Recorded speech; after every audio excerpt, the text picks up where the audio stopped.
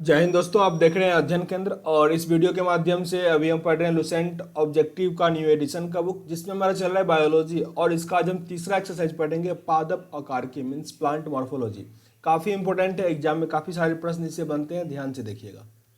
साथ ही आप Telegram group join कर लीजिए, लिंक डिस्क्रिप्शन बॉक्स में दिया गया है, क्योंकि एनटीपीसी तक मैं बहुत सारा वीडियो अपलोड करूंगा, तो आपको हर एक वीडियो का नोटिफिकेशन मिलता रहेगा। पहला प्रश्न यहाँ पे दिया गया है, प्लांट मॉर्फोलॉजी में मूलांकुर के अतिरिक्त पौधे के किसी भी भाग से विकसित होने वाली जड़ क्या कहलाती है। मीन्स प्रश्न का मतलब ये हुआ कि जैसे कोई प्लांट है, नीचे में तो जड़ होगा ही, रूट होगा ही, पर तने से कभी कभी देखते होगे मीन्स बरगद के पेड़ में, पीपल के पेड़ में जड़ निकल जाता है, तो उस जड़ को क्या कहेंगे? उसे हम कहते हैं उपस्थानिक जड़। उपस्थानिक जड़, ऑप्शन नंबर बी यहाँ सही है। इस प्रश्न को रिपीट कर लो। मूलांकुर मीन्स मेन रूट जो होता है, उसके अलावा अगर प्लांट में तना से कहीं रूट निकले, उसे हम क्या कहते हैं? उपस्थानिक मूल। ओके, ऑप्शन नंबर बी सही है। मूलांकुर से विकसित होने वाली जड़ें क्या कहलाती है? इसे हम कहते हैं मुसला जड़। मुसला जड़। जड़ हिंदी में दो टाइप का पढ़ते हैं, एक होता है मुसलाजुर, एक होता है झखरा जड़। ठीक ना? मीन्स एक होता है मेन रूट और दूसरा फेवरियस रूट। तो मूल अंकुर जो विकसित होगा उसे हम क्या कहते हैं? मुसला जड़ कहते हैं। समझ लो थोड़ा थोड़ा। जैसे ये प्लांट हुआ ना, तो यहाँ पे मूलांकुर से जो मेन रूट निकलेगा, इसे हम क्या कहते हैं? मुसला जड़। इसी में से मेन यहाँ पे निकलेगा।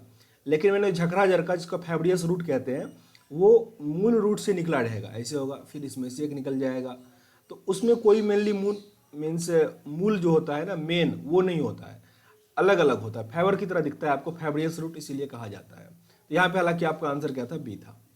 श्वसन मूल मिलती है, श्वसन मूल मिलती है जूसिया में। जूसिया में मीन जूसिया में जो प्लांट होता है, वो श्वसन कहाँ से करता है? रूट से करता है। ओके, और प्लांट कहाँ से करता है? तो वो करता है लीव्स से। ओके, ये नाम थोड़ा याद रखना। जूसिया एक ऐसा प्लांट है जो अपना श्वसन कहाँ से करता है? रूट से करता है, रूट से, जड़ से करता है।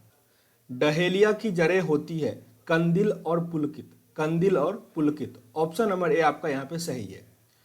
उपरी रोही मूल मिलती है, उपरी रोही मिल किस में मिलती है? तो आर्किड्स में। आर्किड्स में उपरी रोही मूल मिलता है, option number C. Pneumatophores श्वसन मूल प्रायः किस में मिलता है? न्यू मेटाफोर्स मूल मूलतः किस में मिलता है? तो मैंग्रोव पादपों में। इसमें क्या होता है कि मैंग्रोव पादप आपके लिए इंपॉर्टेंट है। ये आपको मिलता है कहाँ पे? सुंदरबन का जो है बांग्लादेश, वेस्ट बंगाल में, जो सुंदरबन का डेल्टा सुने हो ना, उसी के बगल में है सुंदरबन।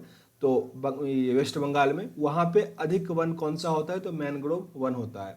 मैंग्रोव वन में क्या होता है? एट फर्स्ट तो वो दलदली वाले पार्ट में होगा, जहाँ पे दलदल होगा। और जैसे ये प्लांट हुआ, तो यहाँ पे तो रूट हुआ ही, साथ ही इसका रूट लैंड से कहीं बाहर आएगा, फिर कहीं अंदर आएगा।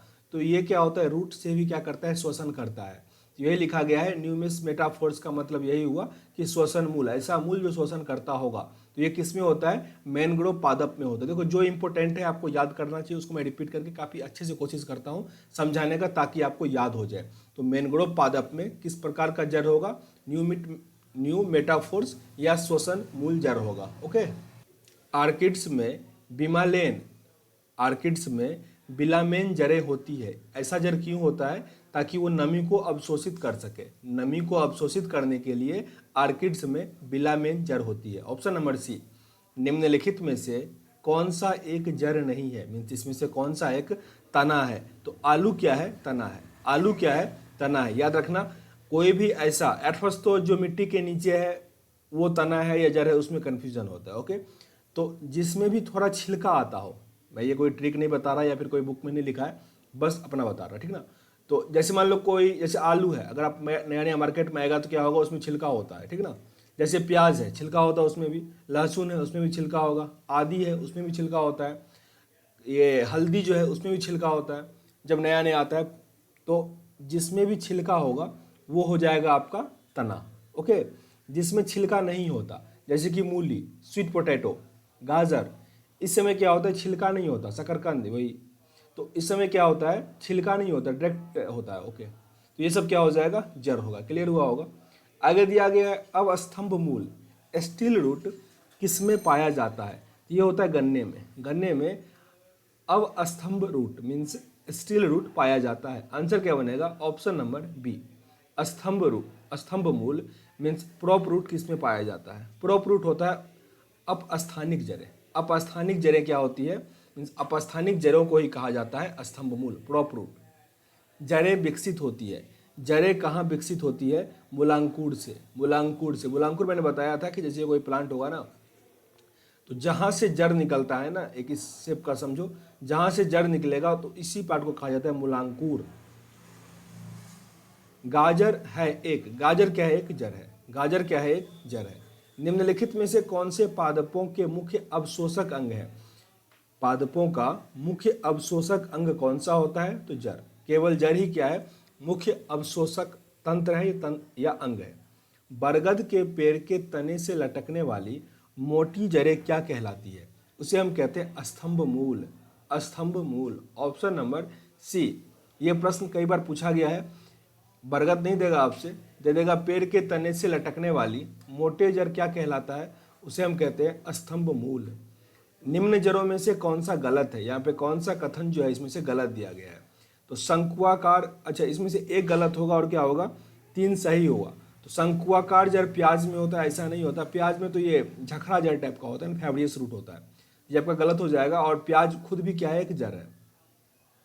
सॉरी, प्याज क्या है? तना है। ओके, गलती नहीं कर लेना, प्याज का है? तना है, क्योंकि प्याज में छिलका होता है। कुंभी रूप जड़ सलजम में होता है, सही है। कुंभी रूप जड़ सलजम में होता है। तुर्की रूप जड़ मूली में होता है। और श्वसन मूल मैनग्रोव पौधे में होता है। इसको फिर से रिपीट कर लो, देखो समझना बिल्कुल। श्वसन मूल किस में होता है? ऊपर पढ़े थे मैनग्रोव होना चाहिए, मैनग्रोव लिखा है इसमें। तुर्कु रूपी जड़ ये होता है मूली में। कुंभी रूप जड़ सलजम में होता है। और शंकुआजार कड़ प्याज में नहीं होता है, ठीक ना। यहाँ पे आंसर आपका ए है। श्वसन मूल पाया जाता है, श्वसन मूल किसमें पाया जाता है? स्टार कैंथा में। स्टार कैंथा में, मैनग्रोव में भी होता है, पर ऑप्शन में यहाँ पे क्या है? स्टार कैंथा में। ऑप्शन नंबर डी यहाँ सही है।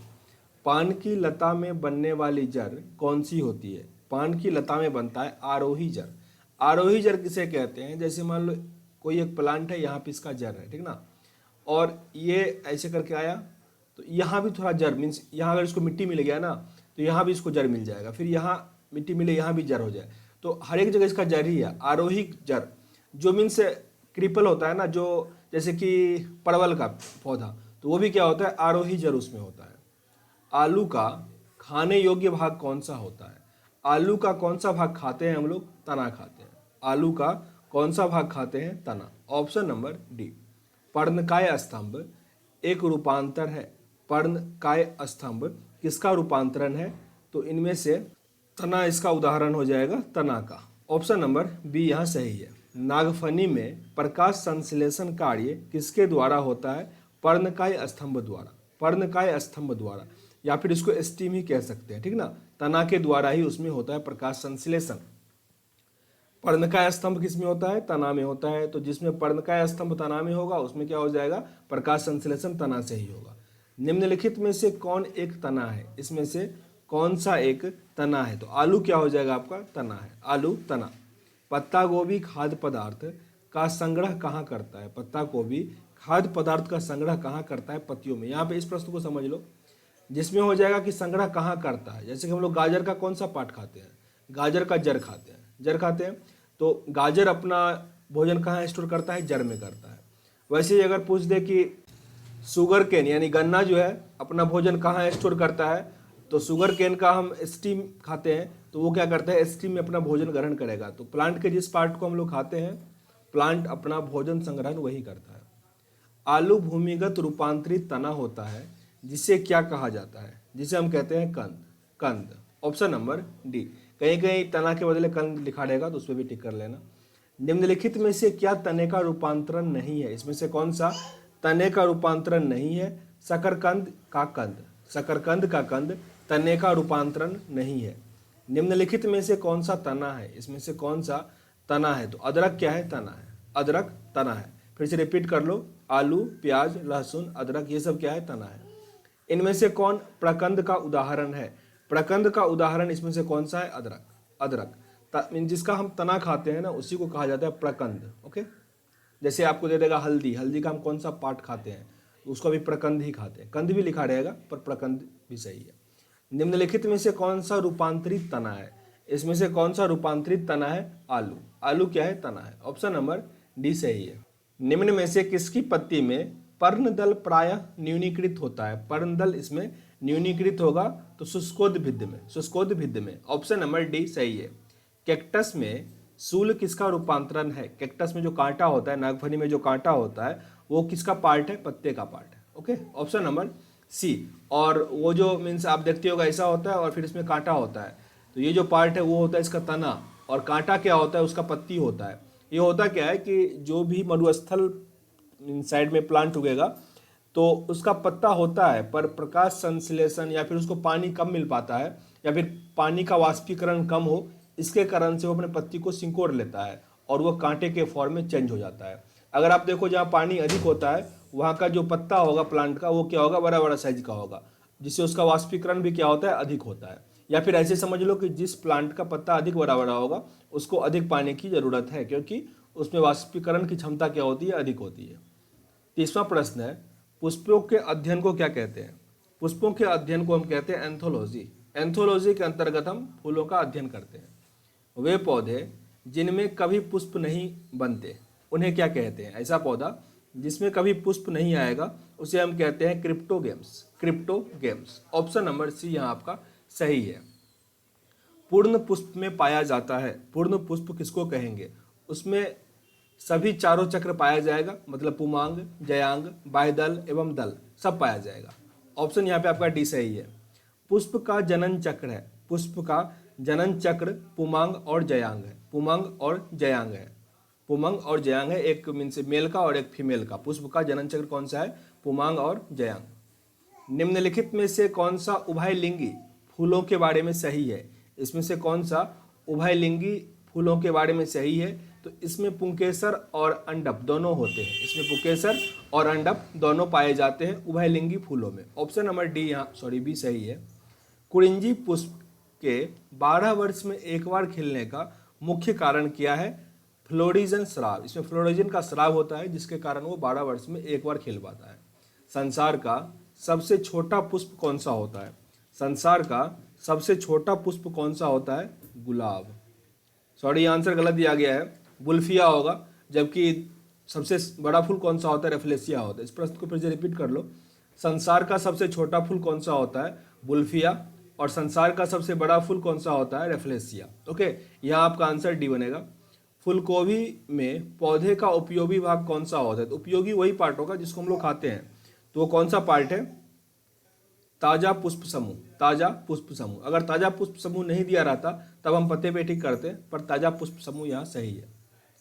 निम्नलिखित में से अच्छा, बंधा गोभी में हम लोग पत्ता खाते हैं, जबकि फूलगोभी में क्या खाते हैं? ताजा पुष्प समूह खाते हैं, उसका पुष्प खाते हैं।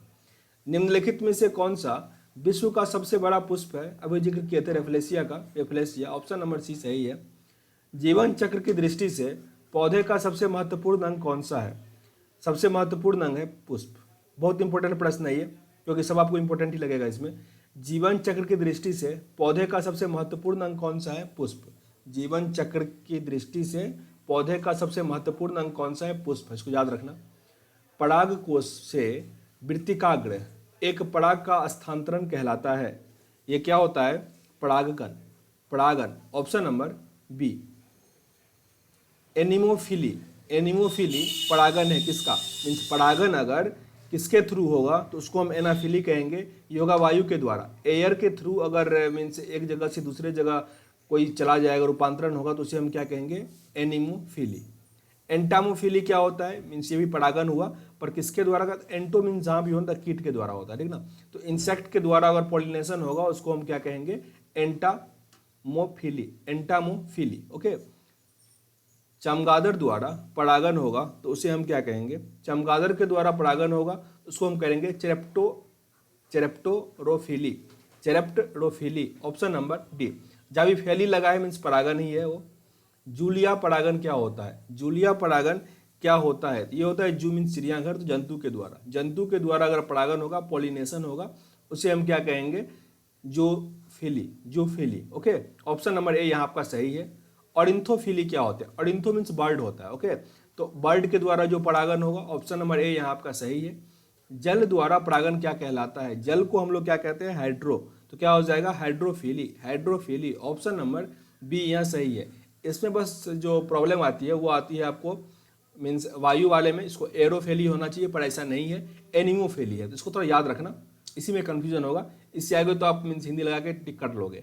वायु द्वारा जो होगा उसको एनिमोफेली कहते हैं, और कीटों का तो एंटो होता ही है, ये सब पता ही होगा आपको। ओके, आगे देखो, जो परागन बंद पुष्पों में होता है उसे हम क्या कहते हैं? जो परागन बंद पुष्पों में होगा उसे हम कहते हैं cleistogamy. Cleistogamy, option number A सही है। पर परागन लाभदायक होता है क्योंकि इसके कारण क्या होता है? क्योंकि इसके कारण अच्छी संतान होती है। तो ऑप्शन नंबर सी आपका सही है। इस वीडियो में 48 प्रश्न कंप्लीट किया। आगे आपके और भी कुछ प्रश्न है, टोटल 89 प्रश्न है इस एक्सरसाइज में, मीन्स आप कह सकते हो 41 प्रश्न और है। इसको हम अगले वीडियो में कवर करेंगे। सेशन अगर अच्छा लग रहा हो जरूर लाइक और शेयर कीजिए अपने दोस्तों के साथ, ताकि अधिक से अधिक लोगों तक पहुंच पाए। मिलते हैं नेक्स्ट वीडियो में, तब तक के लिए जय हिंद।